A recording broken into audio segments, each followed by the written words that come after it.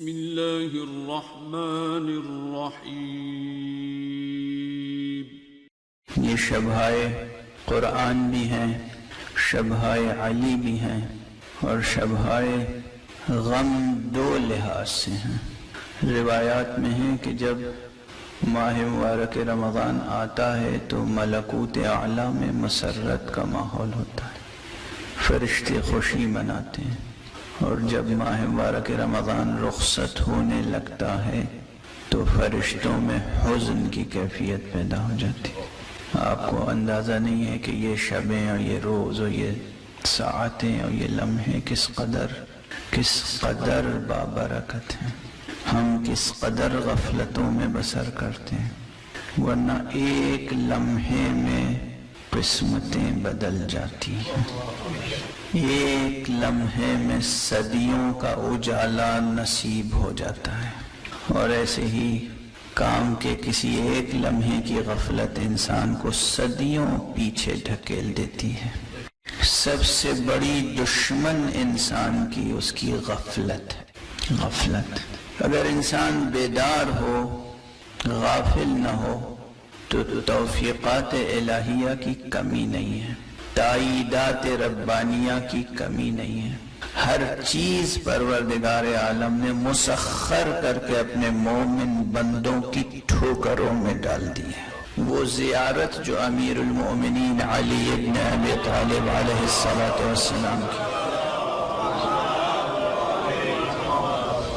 زیارت امین اللہ کہلاتی ہے، مختصر سی زیارت ہے، از لحاظ سند جتنی زیارتیں ہیں ان میں تقریباً قوی ترین زیارت ہے، اور از لحاظ متن بھی بہت بلند پایا زیارت ہے، مختصر زیارت ہے مگر زیارات جامعہ میں سے ہے، یعنی اس زیارت سے آپ ہر معصوم کو زیارت کر سکتے ہیں، ہر معصوم کی زیارت کر سکتے ہیں، ہر معصوم کو اپنا سلام پیش کر سکتے ہیں، ان کلمات کی مدد سے جو زیارت مبارک امین اللہ میں ہے۔ یہ زیارت مولا امام سجاد علیہ السلام سے مروی۔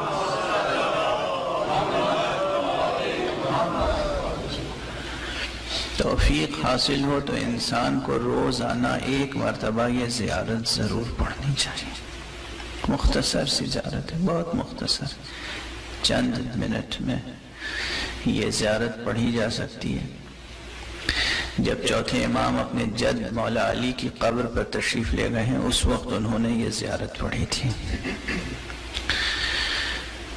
اس زیارت کے متن کو اگر آپ ملاحظہ فرمائیں تو اس متن میں یہ بات موجود ہے جو میں نے عرض کی کہ ہر چیز، بندوں کی ضرورت کی ہر چیز مسخر کر کے پروردگار نے ان کی ٹھوکروں میں ڈال دی ہے، بشرطے کہ ہم غافل نہ ہوں، اس کی تائید، اس کی توفیق کو ضائع نہ کر دیں، اور جو صحیح ابواب توسل ہیں ان سے وابستہ رہیں۔ آپ دیکھیے مسلمانوں کی بدقسمتی نہیں تو کیا ہے، میں مناظرہ نہیں پڑھتا ہوں، میں تو دل سوزی سے ایک بات کہتا ہوں، ہر کام بسم اللہ الرحمن الرحیم سے شروع کرتا ہے انسان، اور نہیں شروع کرتا تو نماز۔ کس قدر تاکید ہے، کس قدر تائید ہے، کھانا کھاؤ تو بسم اللہ کہو، پانی پیو تو بسم اللہ کہو، بستر پہ سو تو بسم اللہ کہو، گھر سے نکلو تو بسم اللہ کہو، دکان پہ جاؤ تو بسم اللہ، زندگی کا ہر کام بسم اللہ سے شروع کرو، مگر نماز ہرگز بسم اللہ سے شروع نہ کرنا، اس لیے کہ نماز میں بسم اللہ کہو گے تو علی یاد آئیں گے۔ یہ مسلمان جو علی کے بغض میں آج تک مبتلا، جس فقہ کی بنیاد بغض علی پہ ہو، وہ فقہ کہاں لے جائے گی، وہ فقہ کہاں لے جائے گی؟ میں مناظرہ نہیں کر رہا ہوں، مناظرہ نہیں پڑھ رہا ہوں، ایک دل سوزی کی بات ہے، دل میں درد ہے، تکلیف ہے، کہاں جا رہا ہے مسلمان؟ بسم اللہ الرحمن الرحیم میں 19 حرف ہیں، اور بعض عرفاء نے ہر حرف کی تفسیر میں ایک مکمل جلد لکھی ہے. یہ 19 حروف کی مناسبت ہے کیا؟ 2-3 نکات عرض کر کے آگے بڑھتا ہوں. جہنم کا بیان قرآن مجید میں ہے، سورہ مدثر میں ہے کہ جہنم پر مأمور 19 فرشتے ہیں. 19 وہ ملائکہ ہیں جو گناہگاروں کو جہنم میں دھکیلنے کے لیے مأمور ہیں. علیہا 19 سورہ مبارک مدثر میں. زبانیہ کہتے ہیں ان مأمورین کو جو جہنم پر مأمور ہیں. یہاں پر روایت آتی ہے اور کہتی ہے کہ اگر انسان صرف آیہ کریمہ بسم اللہ الرحمن الرحیم سے استمداد کر لے تو یہ 19 حرف جہنم کے 19 راستوں کو بند کرنے کے لیے کافی ہیں. یہ ہے بسم اللہ، یہ ہے بسم اللہ. نماز کس لیے پڑھتا ہے انسان؟ تاکہ بہشت ملے اور جہنم سے نجات مل جائے. ماہ مبارک رمضان میں آپ کو جو دعا سکھائی گئی ہے، یا علی یا عظیم یا غفور یا رحیم انت الرب العظیم الذي ليس كمثله شيء وهو السميع البصير. اس دعا کو روزہ پڑھتے ہیں. آخری فقرہ کیا ہے دعا کا؟ فَيَا ذَا الْمَنِّ وَلَا يُمَنُّ عَلَيْكَ مُنَّ عَلَيَّ بِفَكَاكِ الرَّقَبَةِ مِنَ النَّارِ. پروردگار اس مہینے میں تو جس پر بھی احسان فرما، مگر مجھ پر یہ احسان کر کہ میری گردن کو جہنم سے آزاد کر دے، جہنم سے رہائی. بڑی لطیف دعا ہے یہ، بڑی عظیم دعا ہے. وہ دعا کیسی ہوگی جس کا آغاز لفظ یا علی سے ہوتا ہوگا. بے شک یہاں پر یا علی سے مراد وہ علی عظیم ہے، اللہ مراد ہے. مگر یہ یاد رکھیے، پوری ذمہ داری سے عرض کر رہا ہوں، علی عظیم کے اس بندے کو جس کا نام علی ابن ابی طالب ہے، اس کو بھی اگر یا علی کہہ کے پکاریں تو نہ شرک ہے، نہ کفر ہے، نہ بدعت ہے، اور اس کے آثار سامنے آتے ہیں. ایک نہیں، ہزاروں نہیں، لاکھوں نہیں، ان گنت تجربے ہیں. علی ابن ابی طالب علیہ السلام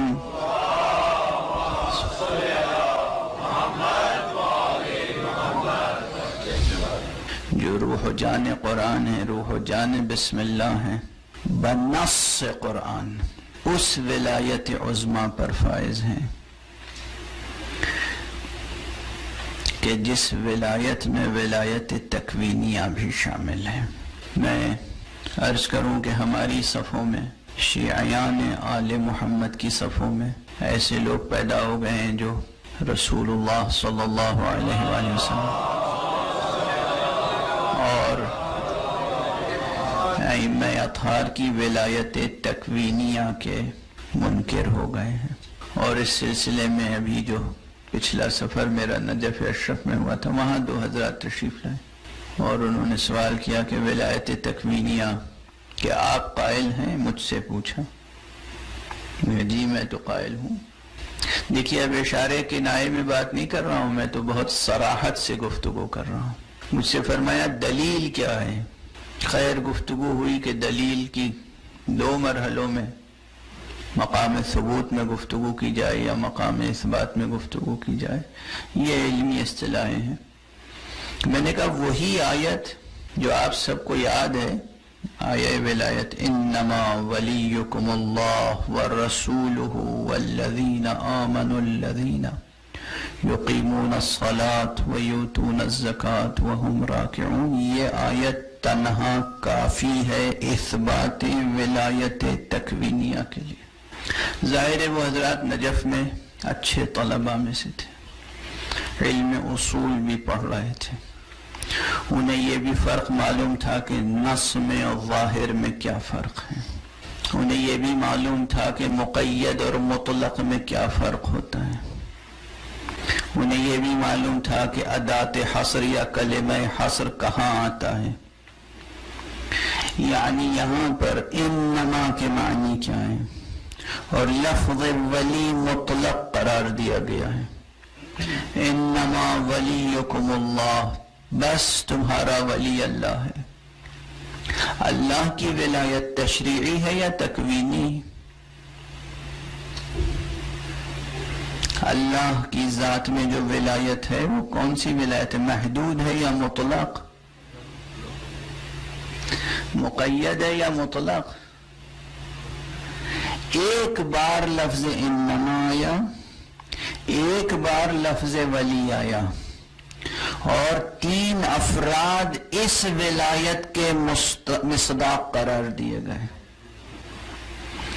انما ولیکم اللہ، بس تمہارا ولی اللہ ہے. ورسولہ، اور اللہ کا رسول ہے. والذین آمنوا الذین یقیمون الصلاۃ، اور وہ لوگ جو ایمان لاتے ہیں اور نماز قائم کرتے ہیں اور زکوٰۃ دیتے ہیں حالت رکوع میں، کہ جس کے مصداق بلا شک و شبہ امیر المؤمنین علی ابن ابی طالب علیہ السلام.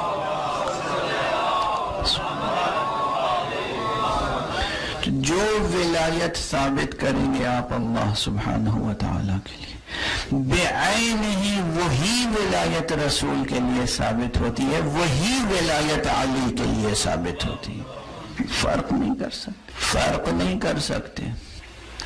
ولایت تکوینیہ کہتے کسے ہیں؟ اور کئی مرتبہ یہ بحث ہو چکی ہے، لیکن ہر مرتبہ اس بحث میں ایک ظاہر نیا رخ پیدا ہو جاتا ہے. اس سے قبل جو گفتگو ہو رہی تھی اس میں یہ تھا کہ جو اہل بسم اللہ ہو وہ مادہ کائنات میں تصرف کرتا ہے. یعنی کیا؟ مادہ کائنات جو کچھ آپ دیکھ رہے ہیں، جو کچھ دیکھ رہے ہیں، سورج کی روشنی میں جو کچھ آپ کو نظر آ رہا ہے، اس سب میں ایک اہل بسم اللہ تصرف کر سکتا ہے. ہاں کر سکتا ہے. یہ تصرف کس طرح کر سکتا ہے؟ اہل بسم اللہ ہونا شرط ہے، اہل ولایت ہونا شرط ہے.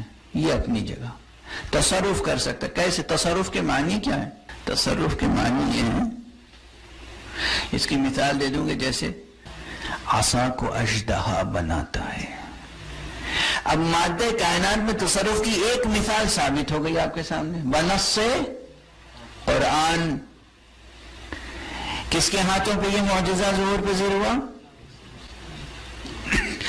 اب چاہے عصا ہو یا انگشتر ہو، انگشتری دست سلیمان چاہتی ہے، عصا دست موسیٰ چاہتا ہے.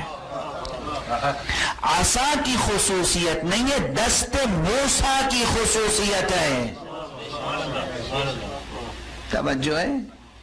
عصا کی خصوصیت نہیں ہے، انگشتری کی خصوصیت نہیں ہے. اصل اس کی بھی ہے خصوصیت، مگر وہ خصوصیت نمایاں کب ہوگی؟ جب دست سلیمان میں ہوگی. اس عصا کی خصوصیت نمایاں کب ہوگی؟ جب دست موسیٰ میں ہوگی. اسم اعظم لفظ کی شکل میں بھی ہے، مگر اس کی خصوصیت نمایاں تب ہوگی جب کسی اہل بسم اللہ کے زبان پر جاری ہو. اسم اعظم السنخ لفظ ہے، لفظ میں بھی اسم اعظم ہے، مگر نمایاں کہاں ہوگی اس کی خصوصیت؟ لوگ ڈھونڈتے پھرتے ہیں اسم اعظم، کتابیں الٹتے پلٹتے، زندگی گزر جاتی ہے، ایک ایک کے پیچھے بھاگتے ہیں، ایک ایک خانقاہ نشیں، ایک ایک تکیہ نشیں، ایک ایک خود ساختہ عارف اور ولی اور خدا معلوم کیا کیا سب کے دروازے پہ جاتے ہیں. اسم اعظم بتا دیجئے، بتا دیں گے تو کیا ہو جائے گا؟ معلوم ہو جائے گا. ہم جیسوں کو اسم اعظم معلوم ہو جائے گا تو کیا کر لیں گے؟ کون سا انقلاب برپا کر لیں گے؟ قرآن مجید اسم اعظم ہے. بسم اللہ اسم اعظم سے اتنا قریب ہے جتنا سواد و بیاض چشم. سورہ الحمد میں اسم اعظم موجود ہے. حروف مقطعات قرآنیہ اسم اعظم کے حروف ہیں جو مکررات کو حذف کر کے صرف 14 حرف بنتے ہیں، اس سے زیادہ نہیں. مکررات کو حذف کر کے 14 حرف بنتے ہیں.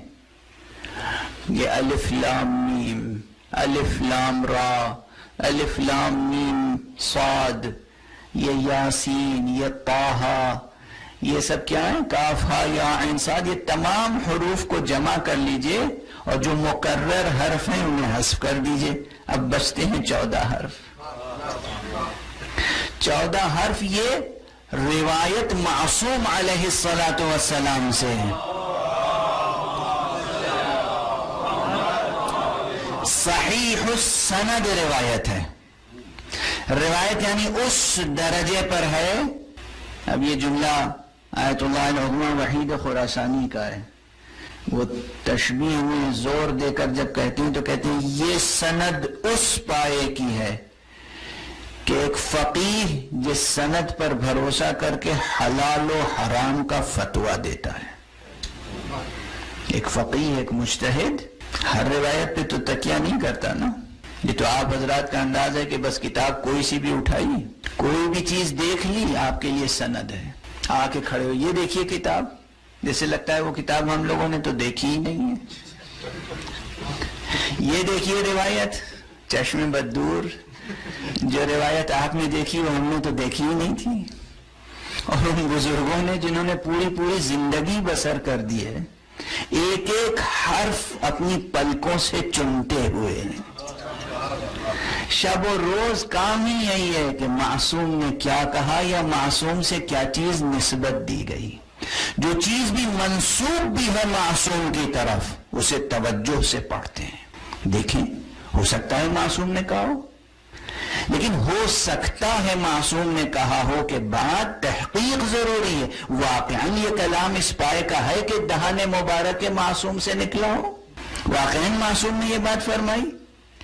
تو بہرحال ایک فقیہ، ایک محقق، شیخ مرتضی انصاری جیسا، صاحب جواہر جیسا، آیت اللہ العظمی خوئی جیسا، جس روایت پہ بھروسہ کر کے حلال و حرام یا واجب و مستحب کا فتویٰ دیتا ہے، اس پائے پر یہ روایت ہے جو کہتی ہے حروف مقطعات قرآنیہ اسم اعظم کے حروف ہیں. اب جب یہ اسم اعظم کے حروف ہیں، توجہ رہے، جب یہ اسم اعظم کے حروف ہیں، ہم بھی روز پڑھتے ہیں قرآن اور الف لام میم کہتے ہیں، کاف ہا یا عین صاد کہتے ہیں، حام میم عین سین قاف کہتے ہیں، ہم روز بسم اللہ الرحمن الرحیم کہتے ہیں، مگر وہ آثار ظاہر نہیں ہوتے. مگر یہی حروف اگر علی ابن ابی طالب کی زبان پر آ جائے،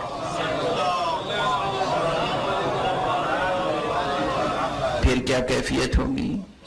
پھر کیا انقلاب آ جائے گا کہ یہ کلام اس زبان پر جاری ہو جائے جو فخر موسیٰ ہے.